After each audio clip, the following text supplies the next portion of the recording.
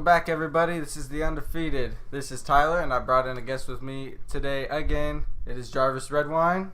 Hey, everyone. Today, we are going to be covering multiple topics from boxing, football, basketball. First of all, did anybody see that fight with Terence Crawford and Indigo last night? Terence Crawford may be the best pound-for-pound fighter.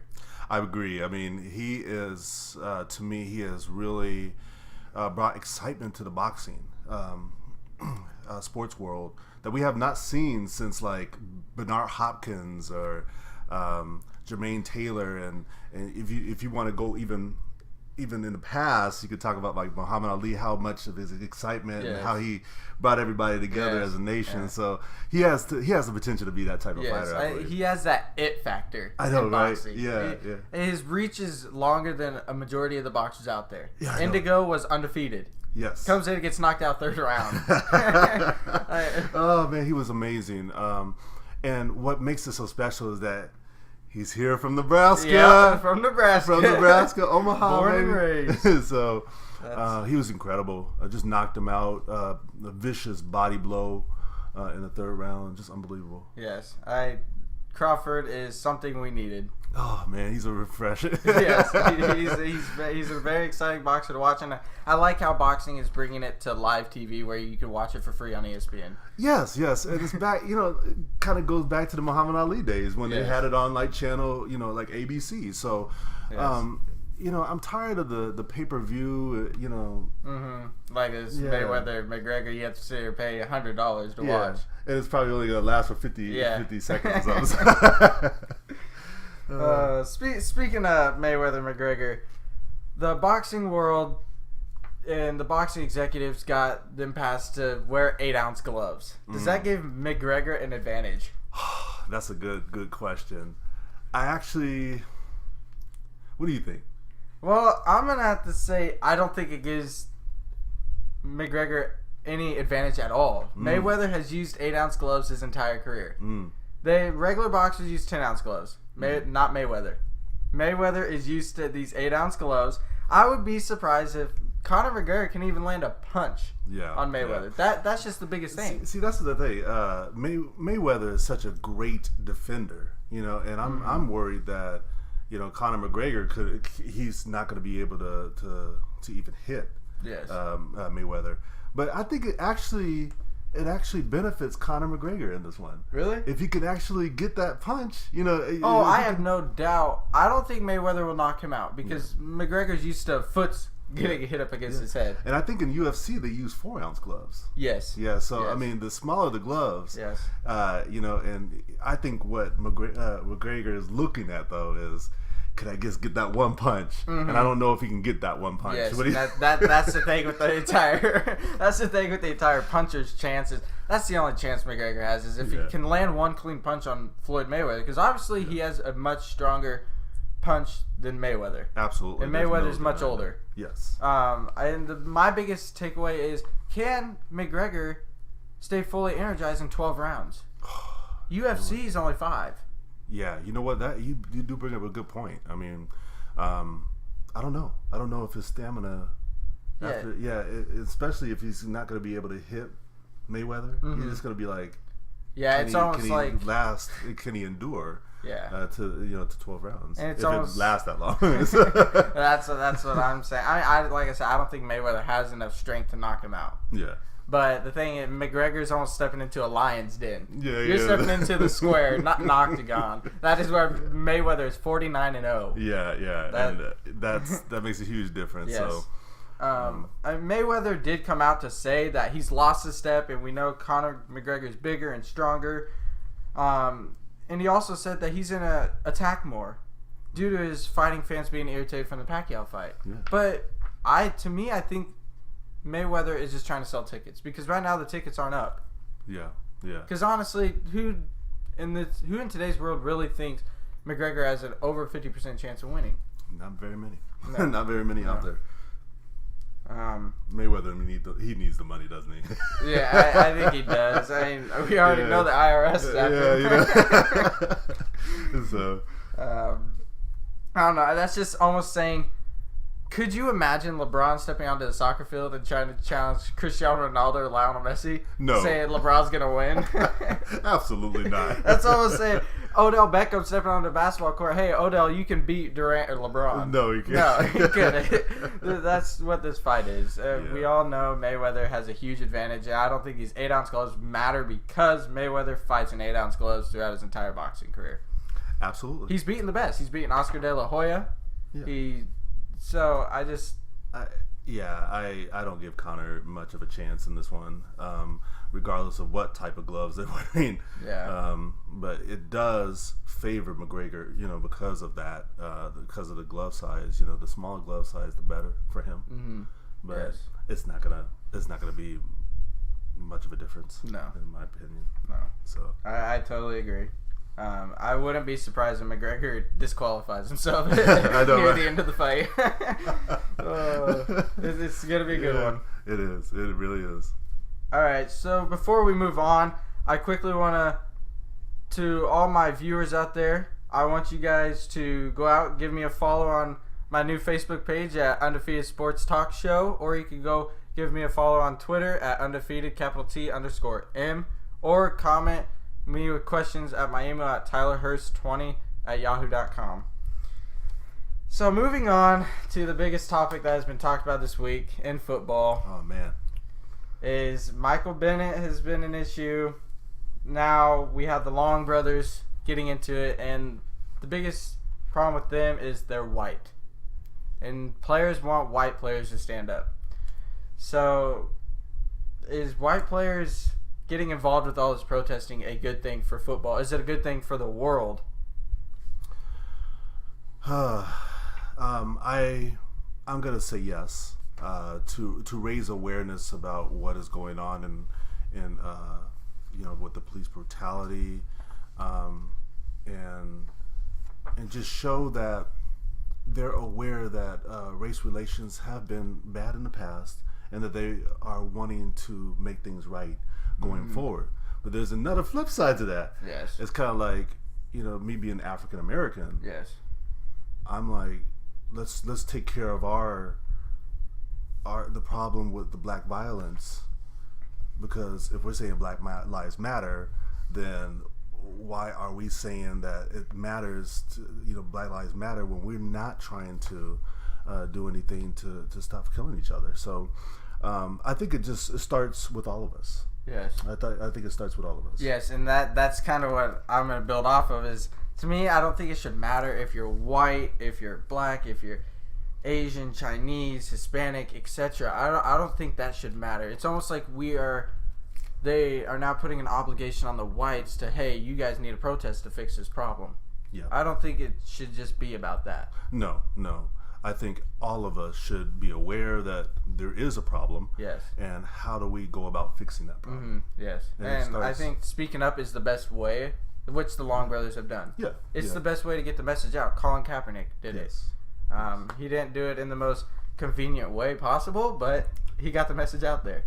But however, I think the white people protesting really does help out this Charlottesville situation, because you had these white supremacists and Nazis, yes, and you had all these people tearing down statues, making the white population kind of look bad.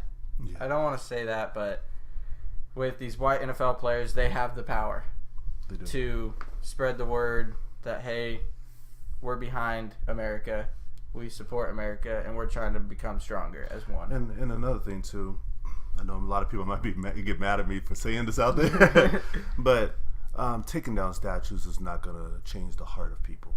No. We need to actually look at those statues as we already know what those statues represent, and they're a part of history.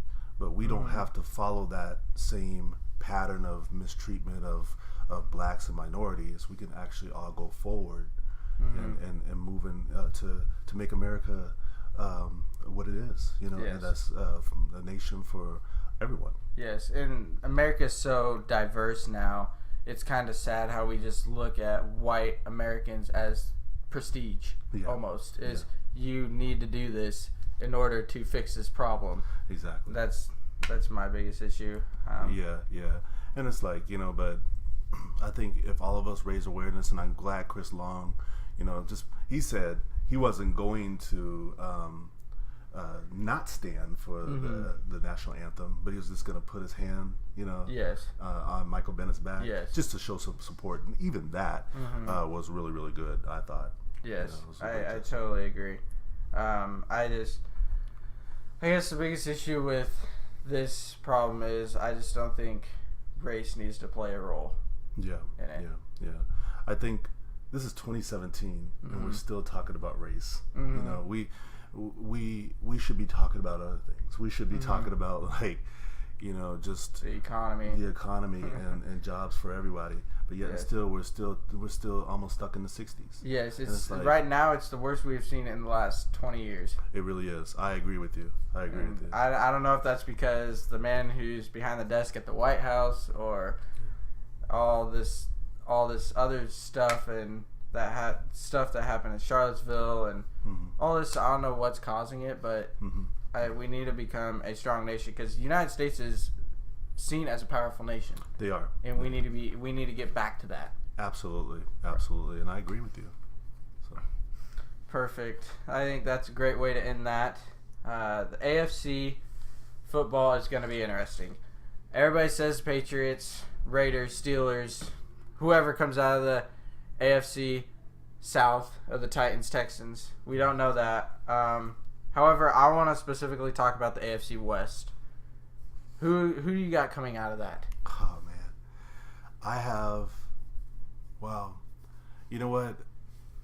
In researching this, I've seen that there are some people that are thinking that the Chargers are coming out. Hey, of the AFC West. Phillip Rivers, I do like. He's a great leader. Yeah. Yes. I don't think their defense has enough. I think they do. And I will. This is the debate I have with you. But who do you have coming out of the to me, it's an easy answer. It's the Oakland Raiders. Yeah.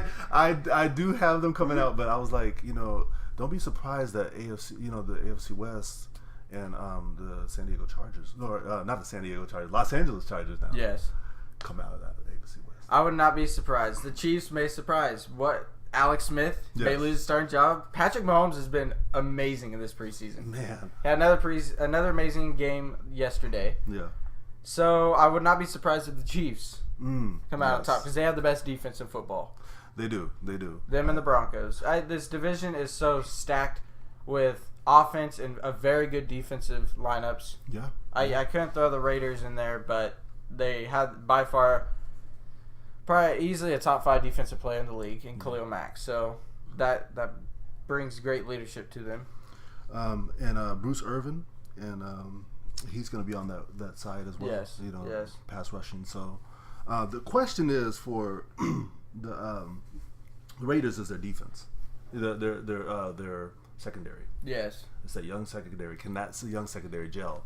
And I don't know. I don't think they can. And that's why I said that the Chargers, they have veteran guys in that secondary. Yes. They can actually make some noise. Plus, they have some pretty good linebackers as well. I agree. I don't think, though, the Chargers have an offense like the Raiders. Really? You have the Raiders. You got Phillip Rivers. Wait a minute. Hold up. Go ahead. Hold up. You got Phillip Rivers, okay, who is, he's a top 7 quarterback. Yeah, he's a top 7 quarterback. Yes. I mean, and when he lights it up, he can light it up. Mm-hmm. You got Mike Williams. He's going to be the wide receiver there, and Keenan Allen.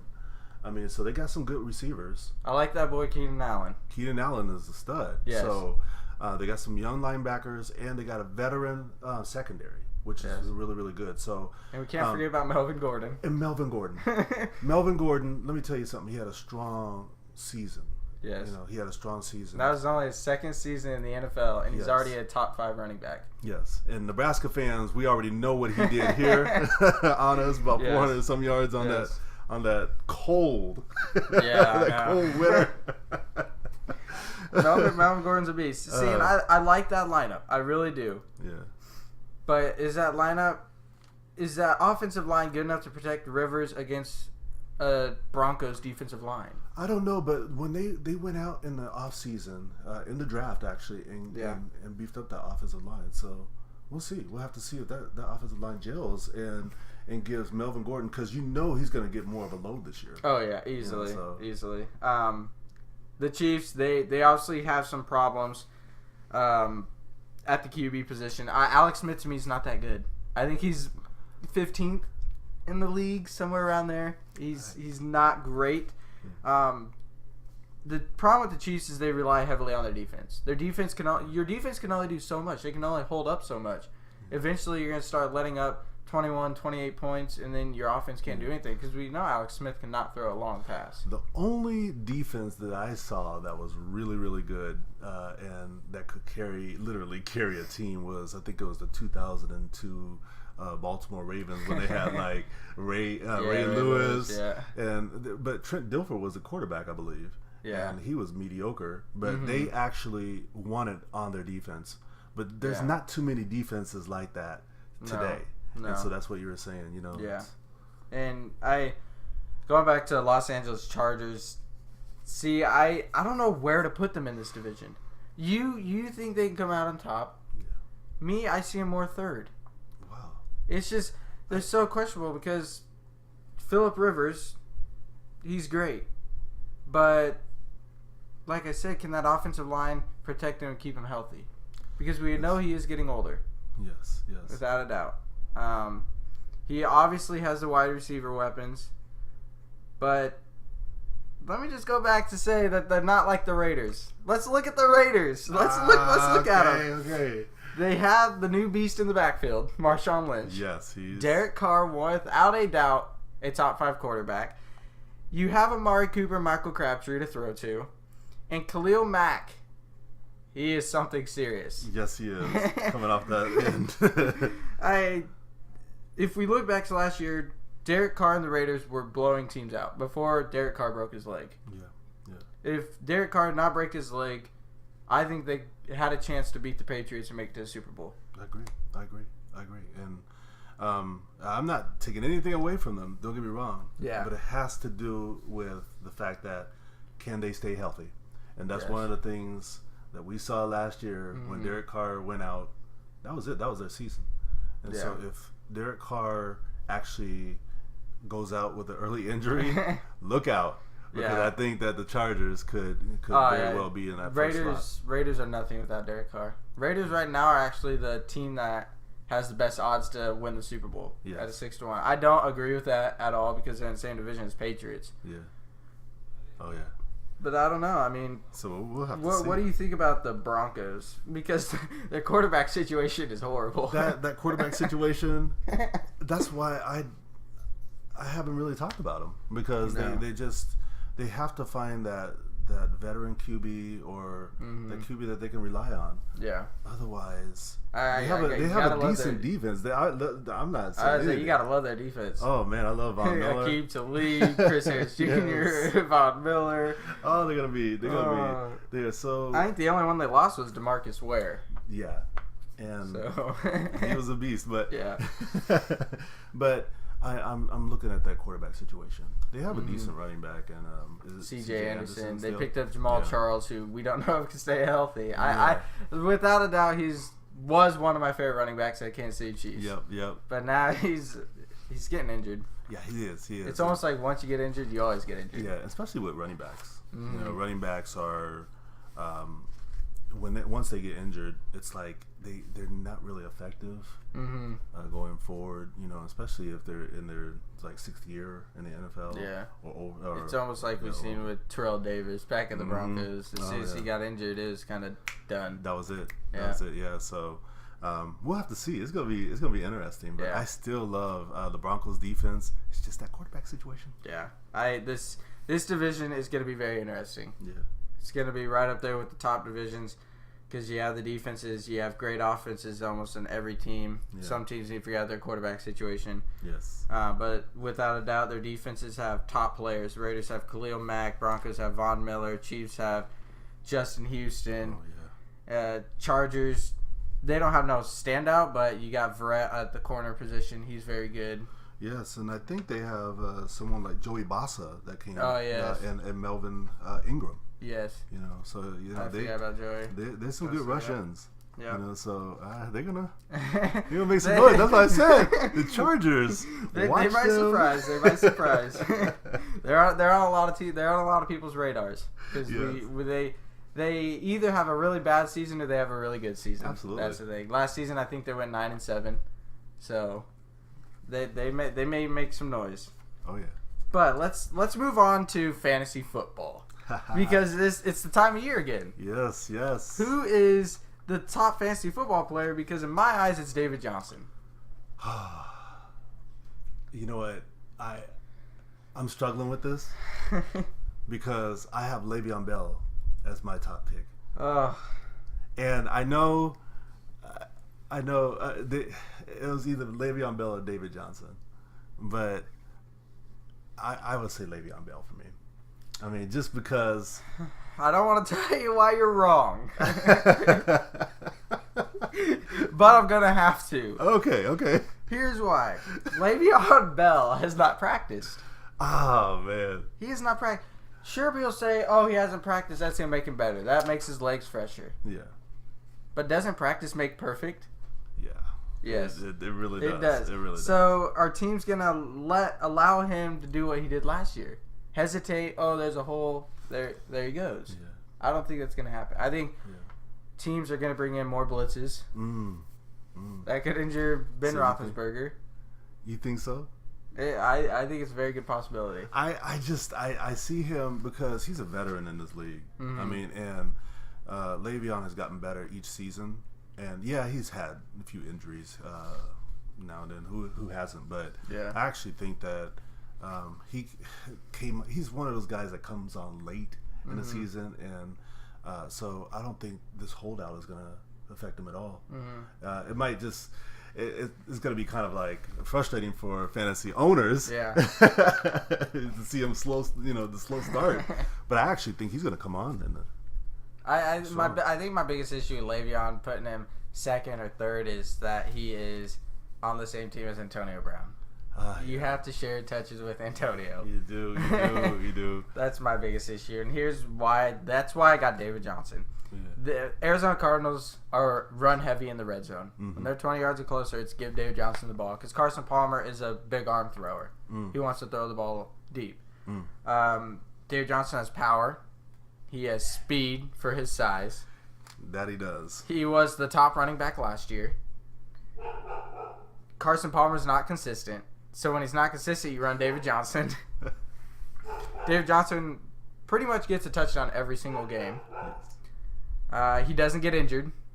Last season, I think he was injured one game. But that's it. He got the most touches out of any running back last season. So right there just tells me that I think he is the best at his position. It's crazy because at first, when he came into the league, we were all like, Northern Iowa. Really? Who is this David Johnson out of Northern Iowa? And all of a sudden, whoa. No joke. Yes. And you're right. All those stats, I mean, he was incredible last season. I mean, and it came out of nowhere, really. But I just think that in this league, in my years of doing fantasy football, I just believe that in my years of doing fantasy, running backs are the most important position, and you have to get a solid running back. So David Johnson, I can't argue with that. He's gonna produce. Yes. Le'Veon Bell, he's gonna produce. You know that. He's gonna produce. But the thing about it is that you have to have that running back, and if you don't have those running backs in fantasy sports, you you kind of lead me to a great point with the wide receivers. Is why I don't tell people to take them number one is when you look at the top 25 players of wide receiver of all the players in the NFL fantasy football. There's not a single wide receiver in the top 25. The highest point wide receiver was Mike Evans last season. Wow. Of the Tampa Bay Bucks at 208 total at the end of the season. Ezekiel Elliott had the most points of running back. Yes. Remember, I said David Johnson had the most touches, not points. Ezekiel Elliott had the most points at 293. So, right there just gives me a good explanation of why not to pick a wide receiver. They don't put up running backs they don't put up numbers like running backs. There you go. People like Antonio Brown, what if they have off-field issues? Yeah. Now, I will say this. If there are no running backs, available when you guys are selecting your players, always choose the best one available at the time. Like if there's a quarterback that is really good, choose like an Aaron Rodgers if he's still available, because he's gonna. But produce. do you want a quarterback first round? Because I would suggest not to. Grab quarterback. If you want Aaron Rodgers, Tom Brady, you got to go second round. Yeah, you got to. You have to. But first round, you have to get your star wide receiver running back, because there's only so many. I agree with you. My only thing is, because I did fantasy football for about 5 years, and I need to get back in it, and I think this year I'm going to try to do that. but in me doing that, like at the end of, I think it was 12 of us, and at the end of the first round, there were hardly any running backs left that were like really like standout. Yeah. And so I did choose a standout quarterback or a standout wide receiver. Yeah. That's the only time I'll do that. Yeah, But I agree. You do like the first, like from round, like from your first to 10th pick or whatever, you want to try to target in on those running backs, because they are going to fly off the board. Yes. Yeah, I did a league yesterday. I had second pick, so I went with David Johnson, because the first guy was Le'Veon Bell. I can't even argue with you. I could name 5 running backs. If what if they took David Johnson? Would you go with Le'Veon Bell? Yes, I would. Either way, if your first two, you gotta take those two at first. They're without doubt gonna give you the most points, since Ezekiel Elliott's suspended for 6 games. Exactly. So you want to stay away from him right now. But like I said, I could name 5 running backs to take right now, not without Ezekiel Elliott being on the list. I would take DeMarco Murray. He'd be my number 5. You'd have Devontae Freeman in there, LaShawn McCoy, Le'Veon Bell, David Johnson. You could take all them 5 in the first round. Yeah. What about Melvin Gordon? Would you? Melvin Gordon is a questionable one, because you don't know. He had one brilliant season. So if he can have another brilliant season, without doubt, next year he is a top. And they may be looking at trying to take the pressure off of Phillip Rivers too. So Yes. Maybe. Yes. I think they should. Yeah. And see, when I was looking at fantasy football and I was filling out mine yesterday, somebody took Odell over Julio Jones. I did not like that, because Odell has off the field issues, and Eli Manning got help with Brandon Marshall now, so Odell could get a little less touches. But I guess you kind of got to give it to the person who did choose Odell, because for Julio Jones to be successful, you need Matt Ryan to have another MVP like season. You're right. I spoke about this on my last podcast. Was people are now comparing Matt Ryan to, he's as good as Aaron Rodgers and Tom Brady now. Yeah. No way. Huh? No. Matt Ryan is like an Andy Dalton. He's not up there with Rodgers and Brady talent. Before last season, we weren't looking at Matt Ryan as a great quarterback. He has one good season, makes a great Super Bowl run because he has a great defense, he has a great offense, and all of a sudden he's a Rodgers or Brady. I know it. So that's the thing with Julio Jones. So you're going to be taking a risk, and he also has to share the load. Same with Le'Veon Bell, he has to share the road with Devontae Freeman. Exactly. That's my biggest issue with those. I think Antonio Brown, Julio Jones are great first round picks, but if you can get a running back, take them. Yes, absolutely. So we agree the running back position is very important in fantasy very, very first sports, because football. If the quarterback, the reason why I say do not take first round, if you look at it, as I'll go back to my top 25 list, Carson Palmer, Joe Flacco are at the very bottom. Most people want to take a Mike Evans before them, and quarterbacks get more points than 95% of the league. Wow. So you could take a Joe Flacco or Carson Palmer, who is just an okay average quarterback. They'll get you a good 50 to 100 more points than a top wide receiver. I'm gonna just tell everybody this. I don't tell everyone this, but there was one season where this was when Michael Vick was really good for the Philadelphia Eagles. Yes. I picked him up in the last round. It was like the last snake round. I guess what they call it. Picked him up and he had like an MVP type year. Yeah. So I mean, that's the thing. You just and he helped me win my fantasy league. Mm-hmm. So you really what you were saying. I mean, you can get quarterbacks, late in a round, or or you can probably get like Mr. Irrelevant. Yeah. In that last round. Chad Kelly. Chad Kelly this season. And you know what? You just never know. Yeah. You never know. People were laughing about Kurt Warner, with the Rams. Yeah. Until Trent Green went out, and then he came in and he won the Super Bowl. Yeah. He came in and had that incredible year. So you just don't know. Yeah. And that's why I'm encouraging everybody to do your homework and study, because I did get Vic in the last round, and that's a great reference, because you said you got Michael Vick last round. He has a great season, and a couple years ago,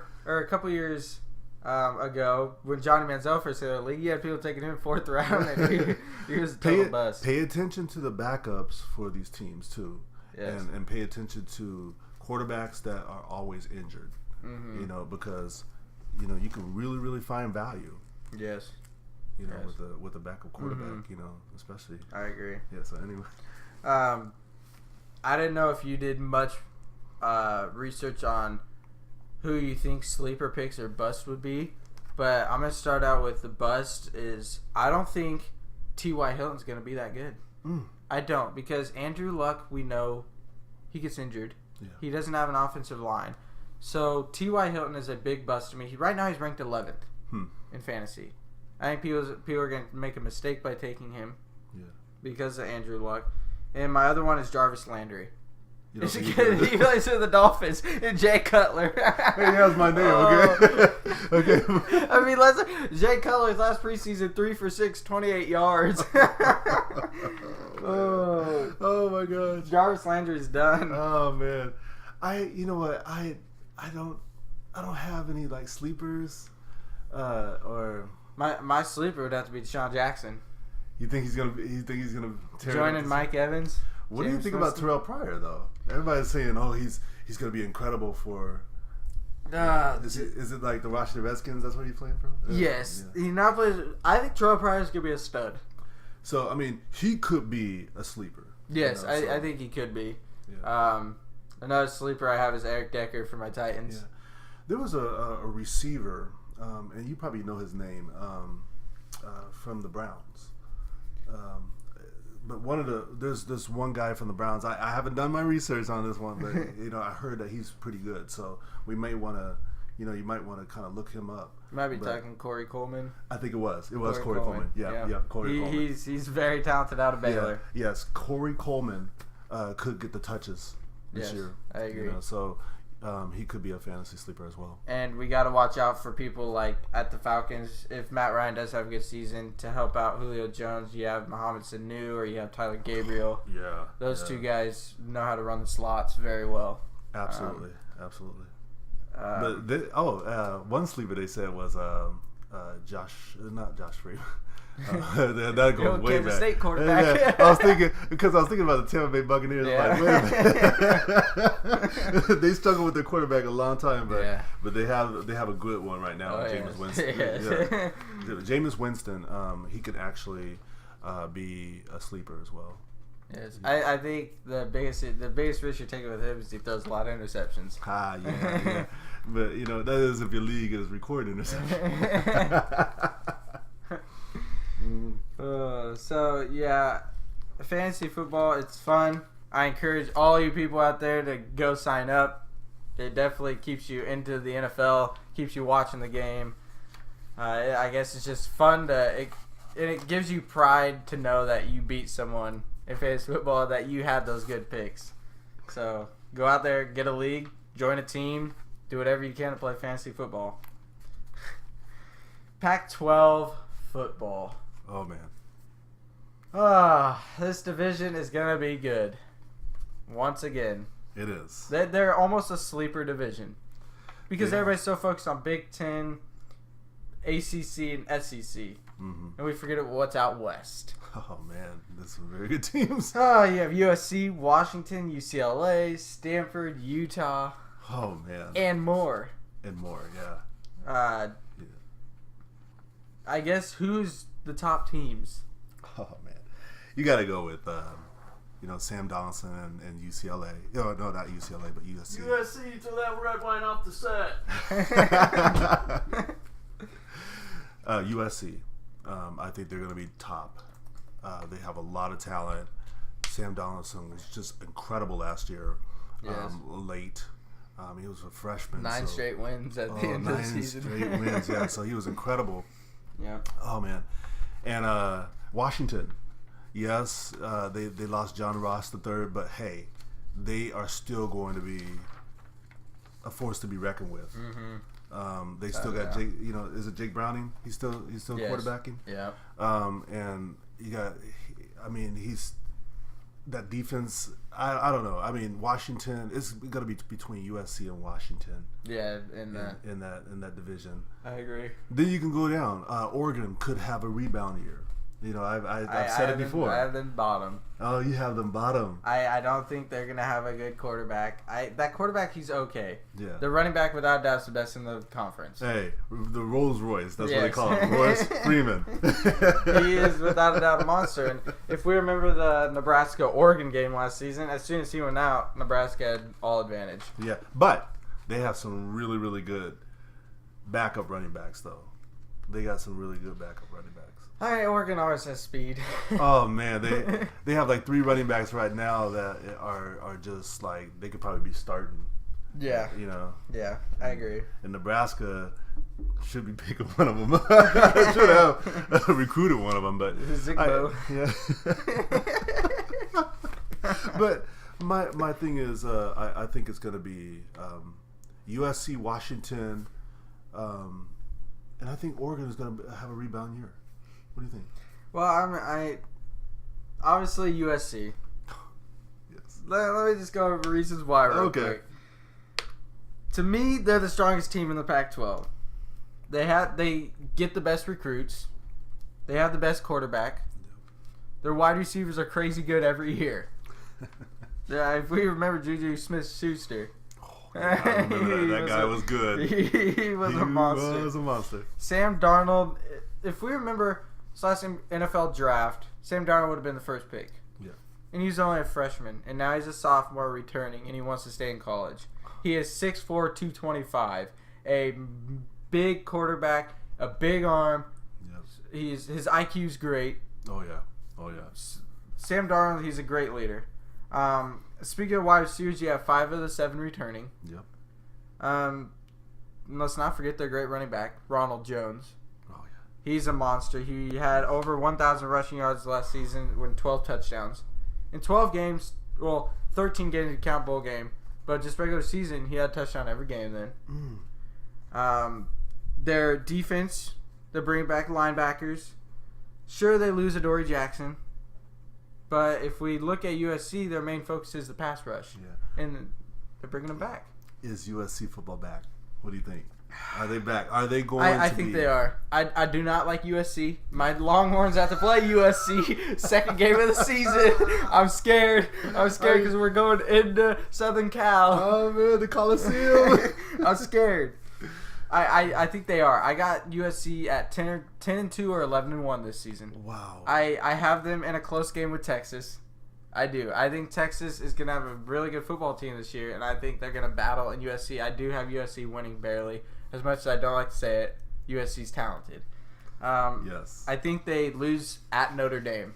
Notre Dame's a hard place to play. And then I think they get upset by Washington State. Luke Falk. Luke Falk.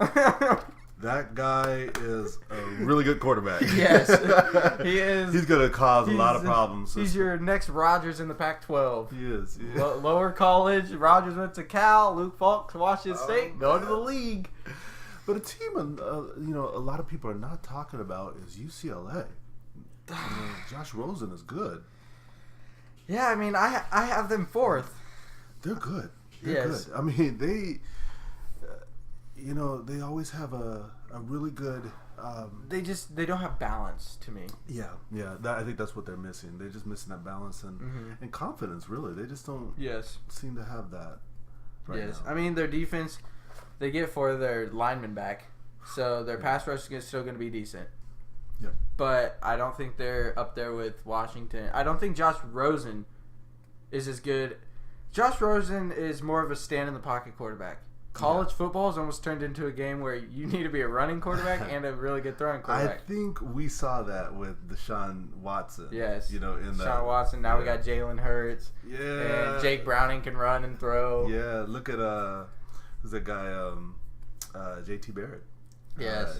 He can run as well. So you got to be able to escape that pocket. Yes. Yeah.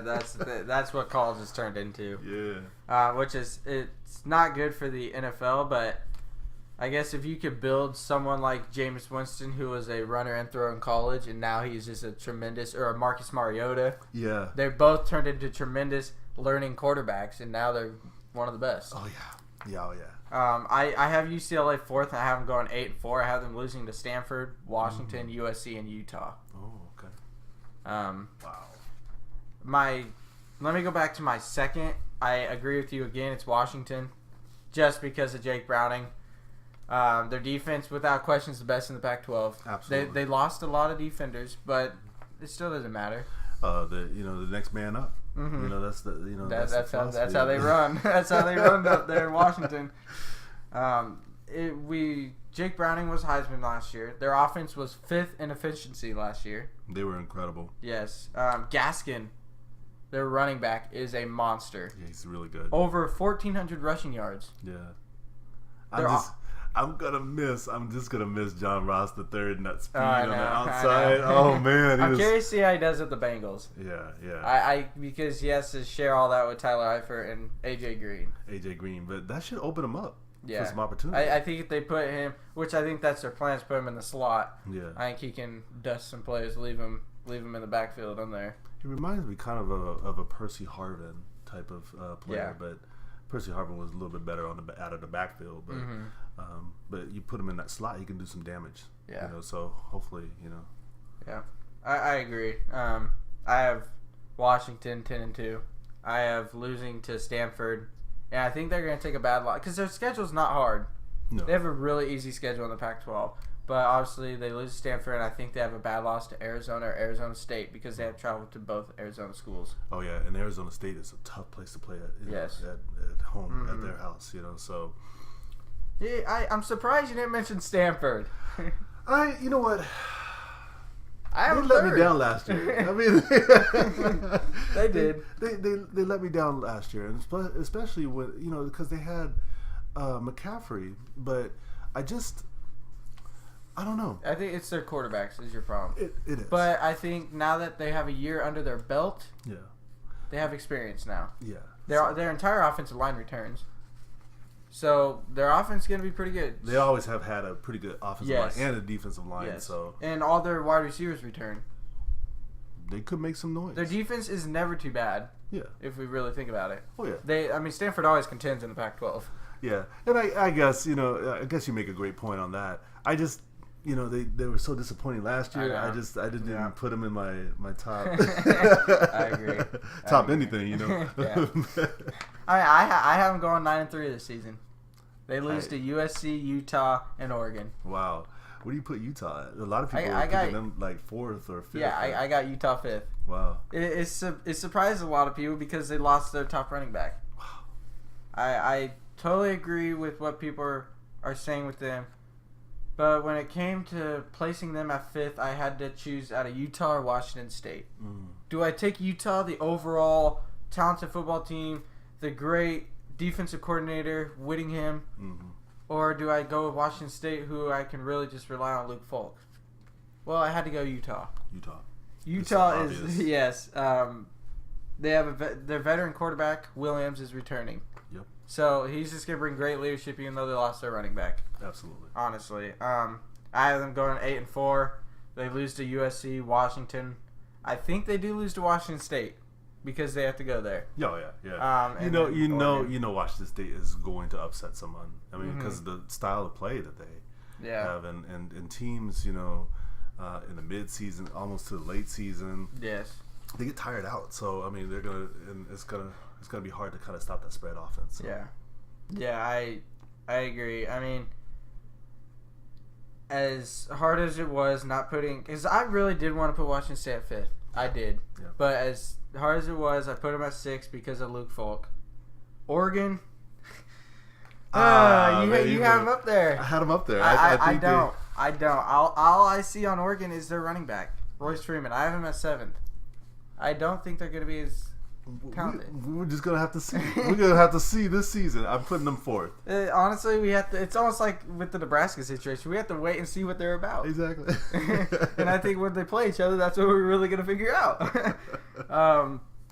And then when I go down from Arizona State, California, Colorado, Oregon State, that's the order from 8 to 12. Pretty much no difference from them. I think they all lost a lot of players. Mm-hmm.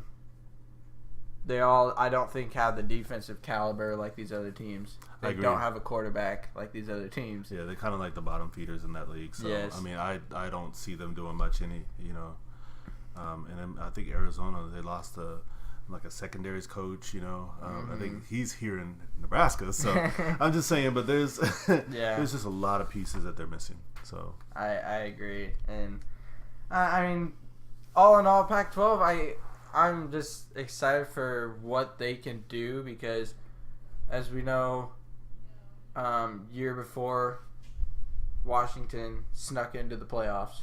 They did. They just beat Penn State. I think Penn State should have made it because I thought they were the more talented football team. Me too. But Pac-12 deserved it. They needed a team in there, and I'm curious to see that Washington USC game.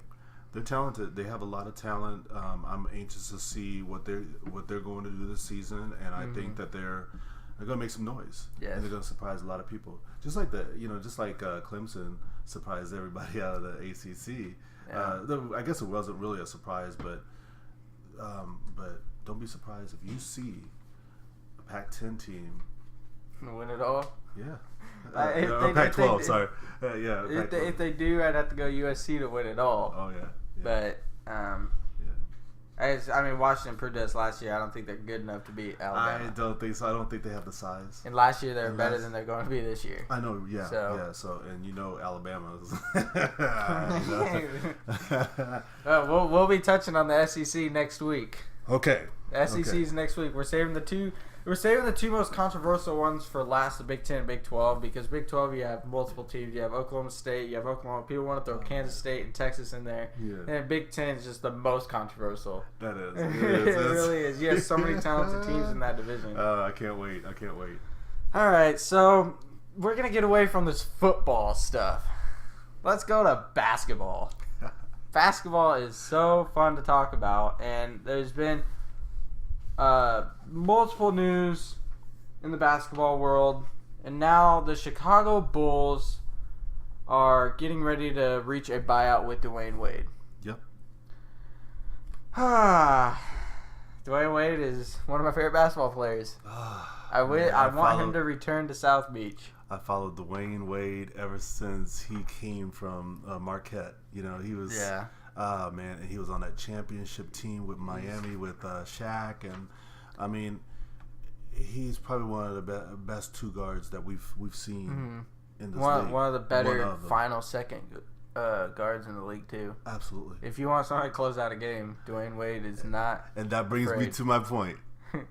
He's gonna sign with Cleveland, and he's gonna be reunited with LeBron James.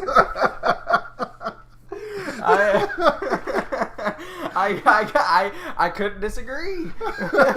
He's going to Cleveland. It makes sense. It does. It makes a lot of sense, and I'll tell you why.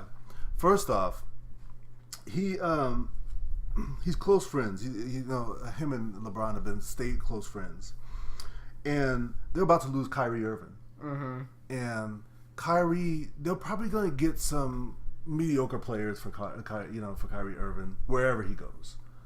But if you place let's just say Dwayne Wade, he goes and he signs with Cleveland. You have Dwayne Wade and some role players, and you still have LeBron James. They can still make it to the finals next year. However, if they do not get rid of Kyrie soon enough, do you think Cleveland's willing to get rid of someone like J.R. Smith and Kyle Korver to sign Dwayne Wade? Then all of a sudden you have Kyrie, Dwayne, LeBron, Kevin Love, Tristan Thompson going up against the Warriors. I did not Because Kyrie might not want to leave as soon as Dwayne Wade gets there. Kyrie might be like, all right, I'll stay until after this next season. Because then, obviously, I think Dwayne Wade signs for this for halfway through the season with Cleveland to make a title run. Now, of course, he's going to have to take less money, though. Oh, he is. I think he's willing to go join LeBron. Yeah. Oh, yeah. To be reunited with LeBron. I think after Cleveland. He thought about signing last year. Last October. I wish he would have. I know it, but he thought that the Bulls were going to be a better fit, and we knew that we all know now that was. The Bulls are in tank mode now. Yeah, they are. They're just actually the Bulls are in a rebuilding stage right now, and it's kind of sad because we almost see the Bulls as that franchise team now. I know it. And now they're the worst in the East now. Yeah, and it's kind of. How do you go from Michael Jordan to the worst? First to worst. Yeah. Oh man. Well, and just like about like 6 or 7, 5 or 6 years ago, the Bulls were right up there. They had like, what was it, Derrick Rose, and they had Noah, and they had all these guys in place, and they were making like championship runs. Yeah. But now they're just trying to get into the first round. Sure. They're just trying to get into the playoffs. Lauri Markkanen's not gonna. I don't think he's gonna be what people hoped he's gonna be. Yeah, but I just believe that he is gonna sign with Cleveland this year. Yes, I think he goes to Cleveland, and once LeBron leaves, I think Dwayne Wade goes back to where he belongs in South Beach. You think he's gonna go back to Miami? I think he goes back to Miami. He knows that's where he belongs. Yeah, and fans know it. That's his heart. Yeah. When you think of Dwayne Wade, you think Miami. Yeah. That's. Yeah, I'll be excited. Miami's my team. Come back, Dwayne Wade. What is it? And be reunited with. Yeah. Well, you know what? Do you think LeBron James will go back to Miami then? I think LeBron would go back to Miami. That's a good point. Wait a minute. I don't know if his wife wants him to. And that plays a significant role in what he's trying to, what he's thinking about doing. So that's the issue. Miami, they have now a star in Hassan Whiteside. They signed a bunch of these average players to. Dragic? Do they still have Dragic? Yes, they got Dragic, Deion Waiters, James Johnson, now Olynyk. Yeah. Now the beast out of Bayou. you and your Sam. Oh man.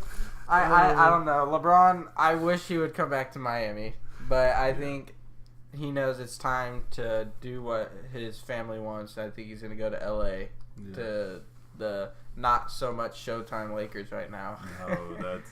I think you kind of stay away from that circus. And I gotta agree with people on ESPN like Stephen A, Max Kellerman that say it's going to heavily rely on Lonzo Ball and how he performs. Yes. If Lonzo's horrible, LeBron's not going to want to go there. Exactly. He's going to want to go to the Clippers. Yeah. Because that's what he did. You remember he went to Miami because, the Cleveland Cavaliers had nothing. Yeah. And so he scoped out the talent after they got Kyrie Irving from Duke. And they were like, after Cleveland got Kyrie Irving from Duke, they were like, he was looking and it was like, these guys are kind of building something out there. Yeah. And so he went and he went back to Cleveland, and the rest was history. But he could be doing the same with Los Angeles to see, how's this Lonzo Ball kid? I think that's what he's gonna really be doing. Scouting out the talent. Yeah. Mm-hmm. I saw this article yesterday, and it was a picture of how would this scenario look. LeBron stays at Cleveland. Steph Curry joins Cleveland. And Kyrie Irving joins the Warriors with Kevin Durant. How would that look? Do you think the Cavs would stand a better chance with Steph Curry than Kyrie Irving? Because I mean, if you're Kyrie, you still got Klay Thompson, Draymond Green. Oh man, yeah. I don't know. I just think that you say if Steph Curry is on Cleveland. Yes. And Kyrie is on Golden State. Ooh, that's a good question. That'd be a very good game. I still say the Warriors would beat the Oh Cavaliers. yeah, because Kevin Durant, to me, and we'll get to this in a second because I think you were saying, okay, where do you want to rank?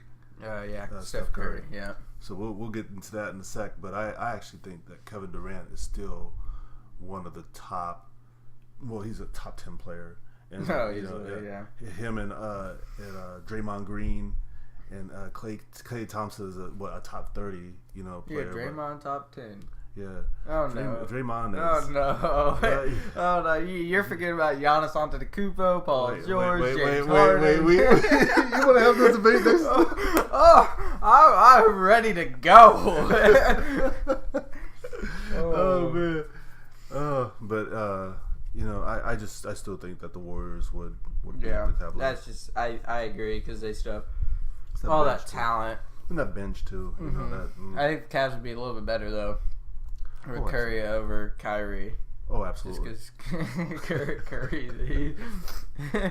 That brings it to the this next question. Dante Jones from the Cleveland Cavaliers, 12th man at best.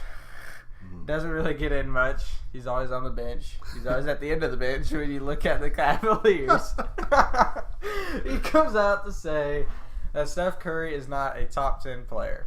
Is that jealousy? It's pure jealousy. It's I can smell the hate. Yes. In the air. You know what I'm saying? Where do you have Curry? I have Curry number 5. Number 5. Curry. We're gonna be arguing about this. Let's get out our notes. Okay. Tell me. Okay, this is who I have in top 5. Okay. Go ahead. Okay, and I have Steph Curry 5th. Let's see if he should be up in this. LeBron James. He's 32 years old. 26.4 points per game, 8.6 rebounds, 8.7 assists. That was last season. 2 on my list. Russell Westbrook. He's 28, 31.6 points per game, 10.7 rebounds, and 10.4 assists per game. Triple double. Triple double. You're throwing surprises at me. Okay. Listen to this. Number 3, James Harden. He's 27. He's 27, 29.1 points per game, 8.1 rebounds, and 11.2 assists per game. And I'll tell you why in a sec. That's why I have Steph Curry lower on this list. Kawhi Leonard, number 4. He's 25, steadily getting better each year, and he's reaching the prime of his career. I mean, he's good. Yeah. He's good. He's reaching the prime of his career. 25.5 points per game, 5.8 rebounds, and 3.5 assists per game. Okay, and last and not least, Steph Curry. He's 29 years old, 25.3 points per game, 4.5 rebounds, and 6.6 assists per game. Now, this is the reason why I have him at number 5. I'd like to hear this. Because of the players that he has around him. He has superstars around him that he doesn't get the type of production that he would have if Durant wasn't there on that team. Durant, a lot of people could argue, is this Steph Curry's team or is this Durant's team? Yes. Okay. And during the finals, we kind of saw that, man, Durant is a beast. That is what I want to touch on. I like how you brought the stats into it, but how is Durant not your top 5? Okay, because Durant is not in my top 5 because Steph Curry, he still is what makes the Warriors go. Yes, he is. I mean, I know that sounds crazy, but he's what makes the Warriors go. I think we saw that with Kevin Durant. Kevin Durant was with Russell Westbrook, and they couldn't get it done. But until he came to to the Warriors, a true point guard in Steph Curry, everything started to flow. So I have Kevin Durant number 6. See, when I guess you went by stats. Me, I'm gonna go when you play some 1-on-1. Who is your top 5? Okay, I like to hear it. Let me give you my top 5 real quick. LeBron James number 1. Okay, yeah, we all agree with that. Okay. Kevin Durant's number 2. Whoa. On me. Oh. The most unguardable basketball player in the league. Okay. He has stepped up his defense. We saw that in the finals. His defense is great. I'm letting you. I already talked. I'm letting you talk. Number 3, Kawhi Leonard. Number 3, both sides of the ball. He's the best defensive player. Yep. So you have to get in that number 3. Yep. Another one that he kind of disrespected just a bit was Anthony Davis. Where is he at? Yo, Anthony just needs to win. He is a stud. He just needs to win. He just needs to win. And I know it's not his fault because he's with the Pelicans, but he just needs to win. I'm not denying it. I think he had like 28 points, averaging 28 points a game last year, 11 rebounds in something game, and 2.2 blocks. So he has the stats. But can he win? I think he can win if he gets on a good team. Yeah. That's his issue. But without doubt, when I'm just looking at ranking players, I look at their overall talent, and that is why I have Anthony Davis. He is, to me, the top 5 talent in the NBA. You put Anthony Davis, you replace him with the Golden State Warriors with Draymond Green. Warriors are 10 times better. Yeah. Okay. I'm not gonna. Okay. Then my number 5 is Russell Westbrook. 5? Russell Westbrook is number 5. Oh man. I like him, but he doesn't make. I don't want to say he doesn't make his teammates not better like LeBron, because he does know how to dish out the ball. But Russell Westbrook, he's a scoring guard. Yeah. He's not your typical point guard who will go around, pass, do whatever they can to help out the team. Russell Westbrook looks to shoot first. You have him higher, so it's tough to sit here and argue why I put him down at number 5, because he's nothing but straight hustle. Give me those stats, give me the points. Yeah. But if I can't take him over Durant. Yeah. Give me Durant. Durant's more unguardable than Russell Westbrook. Russell Westbrook, remember, Wait a minute, bro. How come if he was so unguardable, then how come nobody could stop him from averaging a triple-double this year? If he was so unguardable. If we look at highlight videos, the OKC team let him get those rebounds. Someone misses a free throw, Russell Westbrook's out on the 3-point line. All his teammates step back. Here comes Russell, grabs the rebound. So that's part of his triple-double. I just... What do you put Curry? Curry, I have number 6. Wow. I have him number 6. Dante Jones he's dumb for not putting him in the top 10, because he easily is a top 10 guard. When I look at a typical point guard, a typical one, what we know him as, Curry leads it. Yeah. Russell Westbrook is, to me, a scoring guard. He leads that category. Yeah. But when you just look at a point guard, it goes Curry, Westbrook, Wall, Lillard. Yeah. Obviously, there's not a better shooter in the league. He may be the best shooter we've ever seen. I agree with that. I mean, I'm not going to argue with that. Steph Curry is probably one of the best shooters we've ever seen. He goes up there with the Reggie Millers, the Ray Allens of the world. I think he's better than those guys.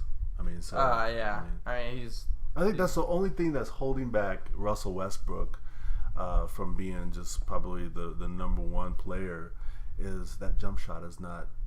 He's still not the type of scorer as a Steph Curry.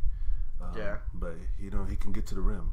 I mean, I Russell agree. Westbrook can get to the rim. He's very athletic. I think Steph Curry, he at least tries as a point guard to play both sides of the ball. Yeah. He tries to play defense. Kenny guards someone like Russell Westbrook? No, it's been proven. Russell's more athletic. Yes, that's the thing. That is also why he's ahead of Curry on my list. Absolutely. The only thing that a lot of people claim Curry is better than Russell Westbrook. But when I look at it, Curry only beats Westbrook on his rings, his MVP awards, and his shooting percentage. Well, let me tell you, Steph Curry's not going to win another MVP because now he has Kevin Durant. Yep. And that's what happened to Russell Westbrook when Kevin Durant was on his team. He never won an MVP because Durant. Now, one season, Durant left. Yep. That one season, it took that one season for Russell Westbrook to win an MVP. And he's already the front runner for this next season, even with Paul George. So he could easily catch up to Curry on that. Curry doesn't put up numbers like Westbrook. Nope. He doesn't fill up the stat sheet. No, he doesn't.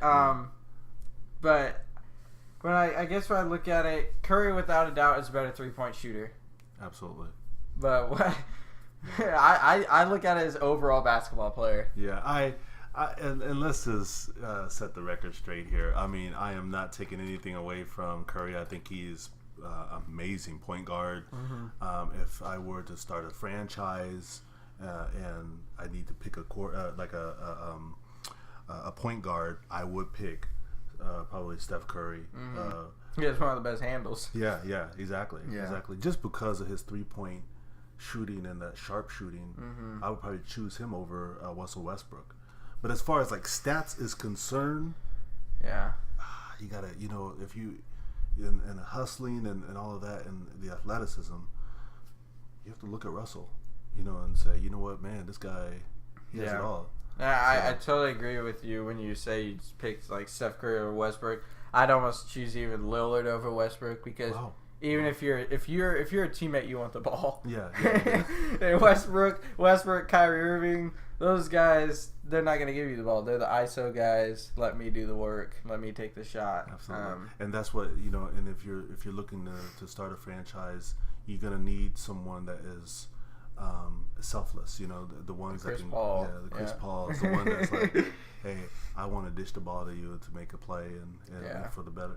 For the better of the team. Yeah. So I mean, we agreed on LeBron being number one. But I think you think Russell's a little bit too high on my list. I still don't get where. I don't mind the Russell Westbrook. I just don't get.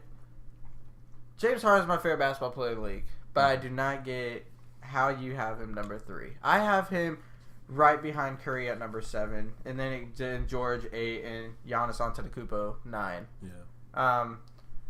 But James Harden, I just don't think he's a game changer. He gets his points from the free throw line. Is Kevin Durant? My question is Kevin Durant a type of guy that's a franchise player? Like, I know he, can he turn? Or does I'd take him on my team. Yeah, me too. He's so good. He is so good. But the thing about it is, can he lead a team? Can he? We know that LeBron, he leads his team. Without LeBron in Cleveland, there's no Cleveland. But you threw in Kawhi Leonard, and Kawhi Leonard's not a big leader. He's not a huge leader, but I tell you what, he keeps the Spurs. He does. He keeps them relevant, and that's because LaMarcus Aldridge, he's a bust. LeBrick Aldridge. Oh man. Yeah. But I look, and it's like those guys, they have changed, their franchises. They have actually turned their teams to championship level.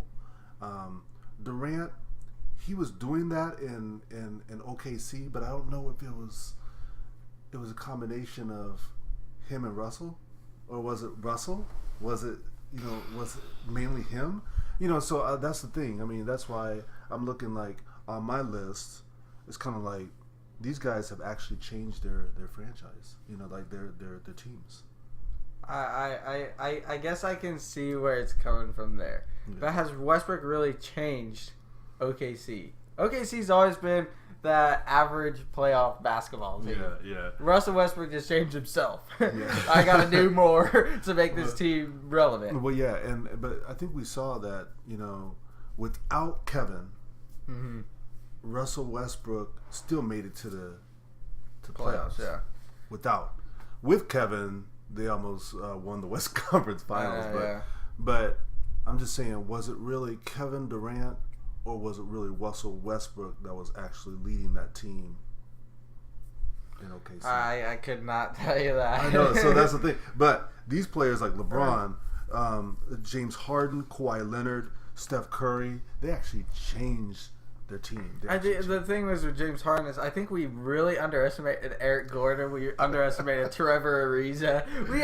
And Clint Capella. We underestimate those guys. Yeah, we do. And they are stars on that 3-point line besides Capella, who is becoming a uprising star in the paint. Yeah, he is. He's really. So really, I think James Harden has a lot of help, and he just got a huge help with Chris Paul. So I don't know. James Harden, he's.